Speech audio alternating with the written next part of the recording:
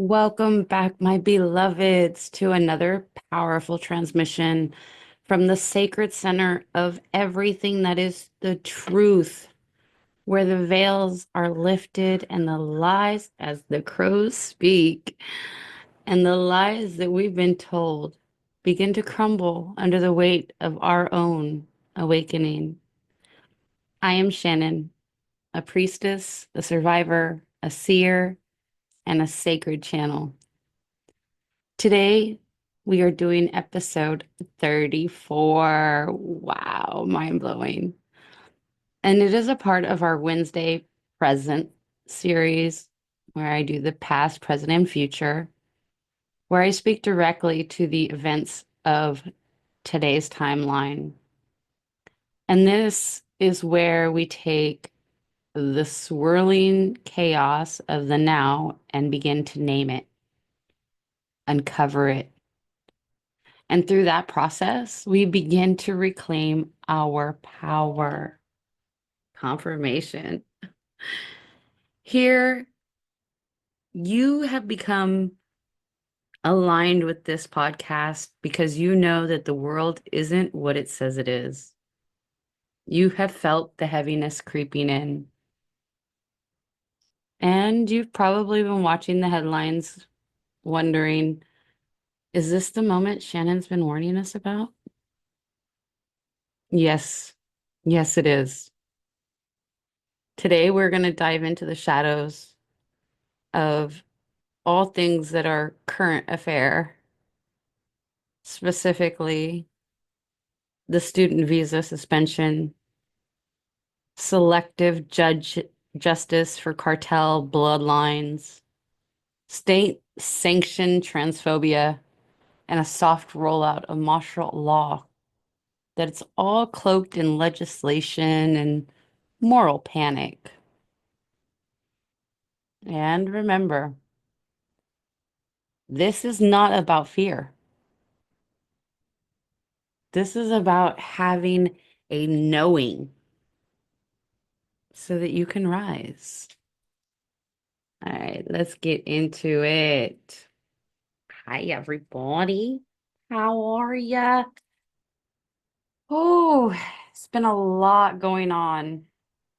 On yesterday, May 27th, the Trump administration did some more crazy bullshit, and they ordered all US embassies to halt scheduling new student visas and their interviews.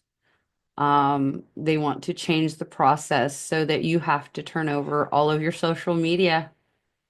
You have to unlock it all because if you speak poorly about our dear leader, you will not be allowed into this country. Why would we let you come into our country?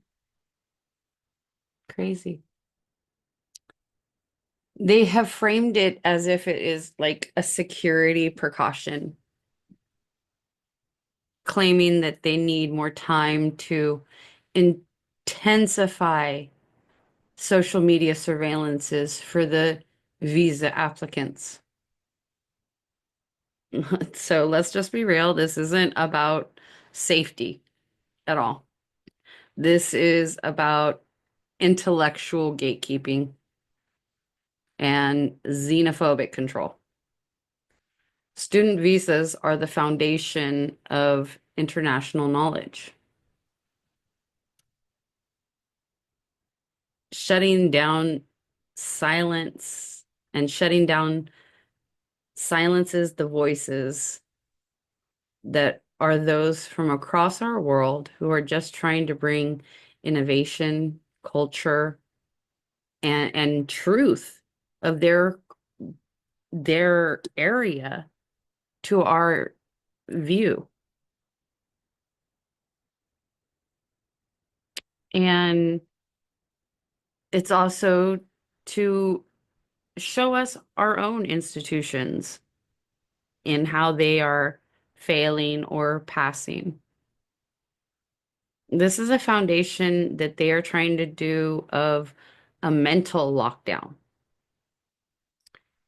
And the preparation for more control, more propagandization of educational values that they want to instill for the future. It aligns with the rise of this soft martial law that he's doing. He's restricting movement. We were told yesterday, Americans don't go to Venezuela. You'll be kidnapped. You'll be held without any charges indefinitely, months, years. They're also trying to surveil us. And I had a little issue on my website over the weekend. I'm not gonna like get into it, but yeah, like I had a huge surge of deep South cities checking out my website, checking out my services. And this is the preparation that they're doing for that control. It's going to make it harder for the next generation of spiritualists, technologists, revolutionary minds to enter this country. And maybe it's for the better. It is also especially dangerous right now in America for people of Black, brown, or queer descents, let alone you being Black, brown, or queer from another foreign land. And so, if your power comes from outside the Western box, they don't want you here. We must wait. We must see this for what it is, not wait. It's a warning sign that the borders are extremely closed and it's not physically, but it's intellectually, it's spiritually. We've seen it with the propaganda when it comes to any type of certain saints or um, any of the Santa Muerte followers or those that are in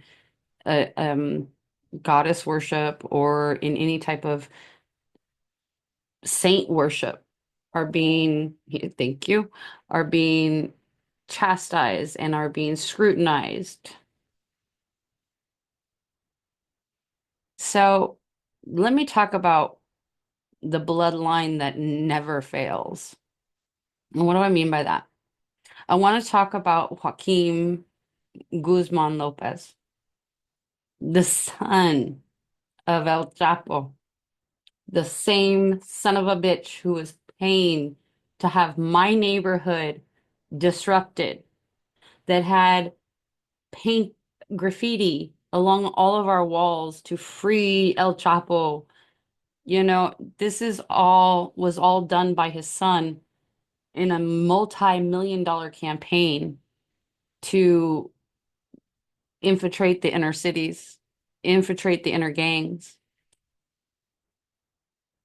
So the reason I want to bring him up today is because this week the US government has announced that they will not be seeking any death penalty charges against him, any racketeering charges, any cartel charges. Basically, they're not going to charge him with shit, despite them knowing when his father was in prison, he was directly in the center role of the cartel, their drug trafficking, their human trafficking, their um, organs that they were stealing. This was all coming from him. So I want you to think about that.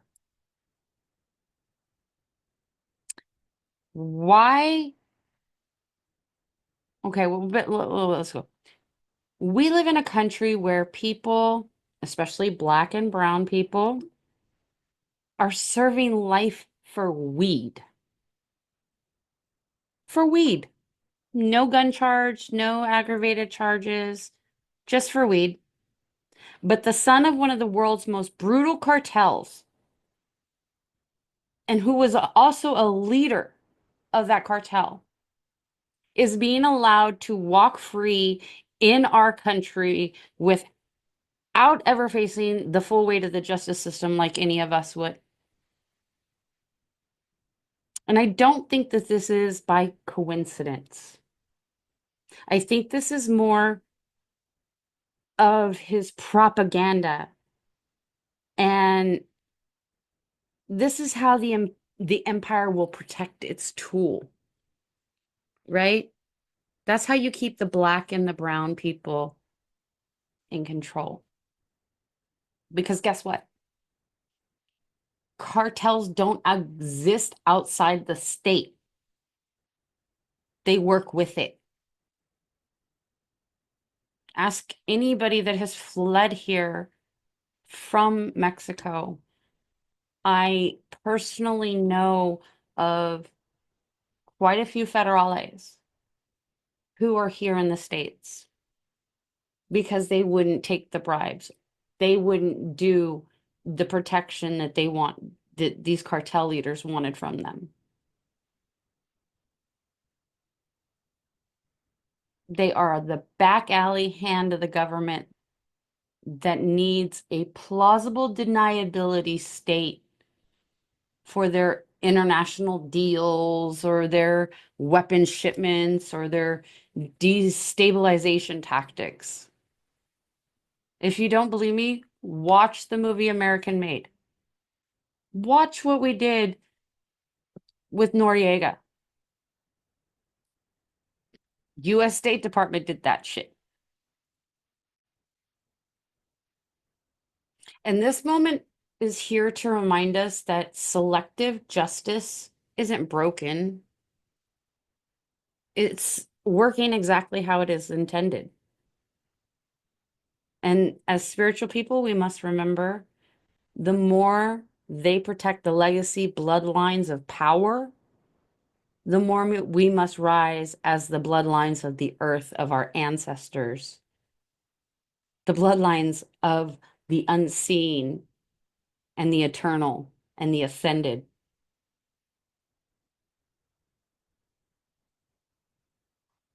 So, another thing that kind of works into this is what happened yesterday when Trump jumped to his little bullshit platform and all caps, California is illegal, this transgender, oh my God, poor women,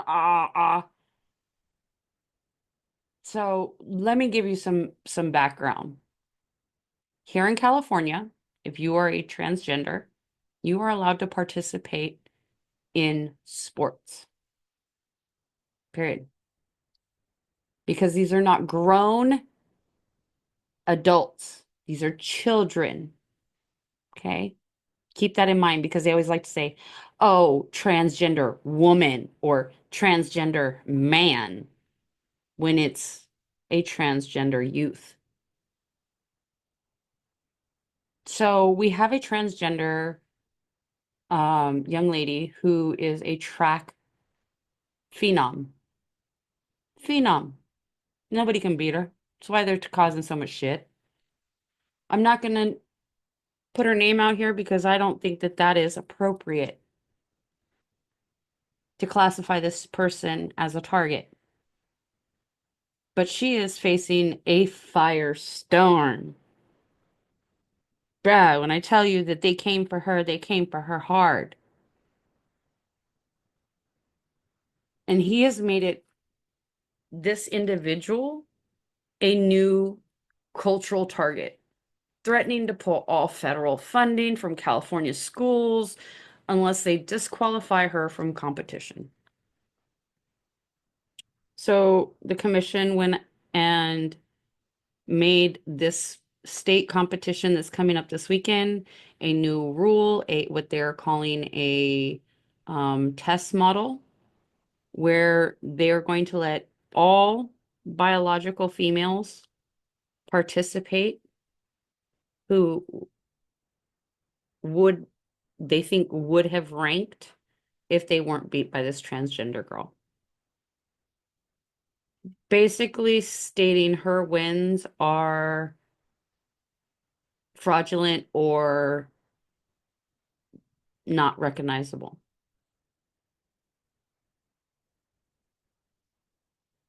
So again, this isn't just about one girl running track.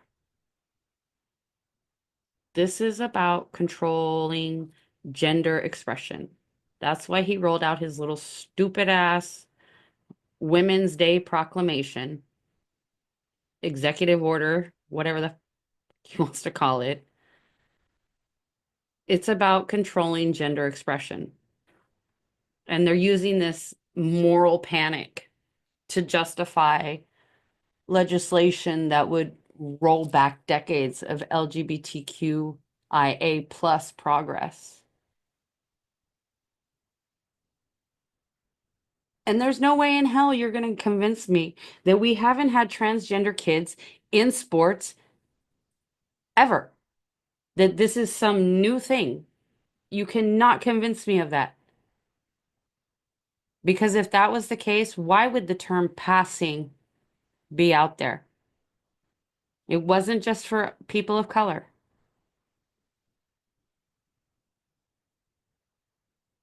And here's what makes it even more insidious. It's the California Interscholastic Federation, the CIF, that has responded not by defending her, but by changing their politics to favor so-called biological female. So again, effectively just pushing out all of the hard work that this young lady has done because she's trans.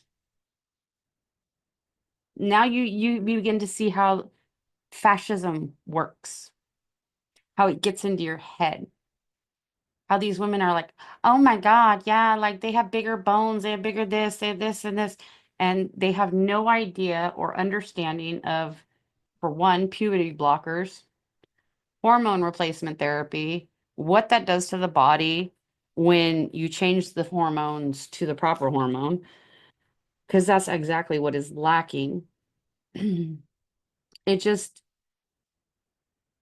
it doesn't need to kick your door down. It just needs to scare your institutions into complacency and compliance. If you don't believe me, look at your news. Watch your local news channel. All of them. 5 nights a week, pick a different channel for your local channels. See the difference. Watch the compliance and the complacency in real time. And this is what we must say out loud and clear to our trans people. We know you are scared. Your identity is divine. Your existence is rebellion against control and this type of I keep coming up with colonialism.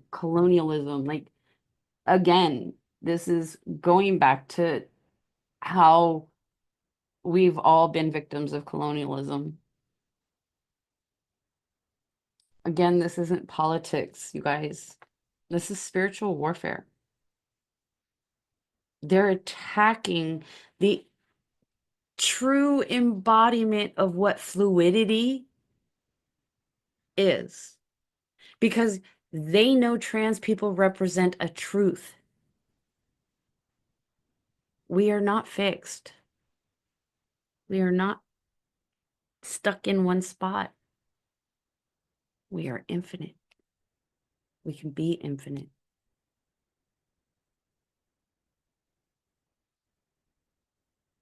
So with everything that I have just named, from the visa bans, the cartel forgiveness, the transphobic state control, it all points to one direction.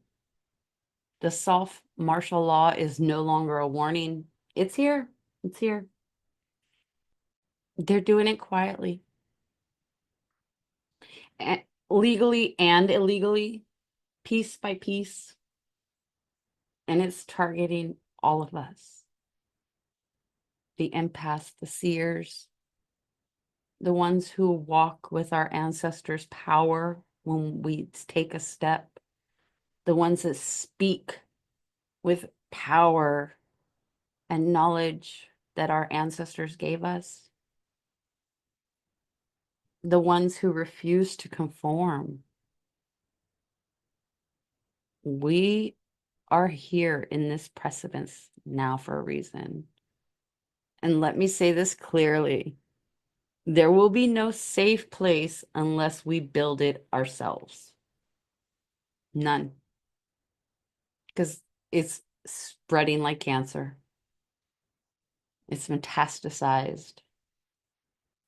And we are being called to not hide, but to organize, to protect one another, to sharpen our intuition, to trust our gut. Because we are the ones that they're targeting.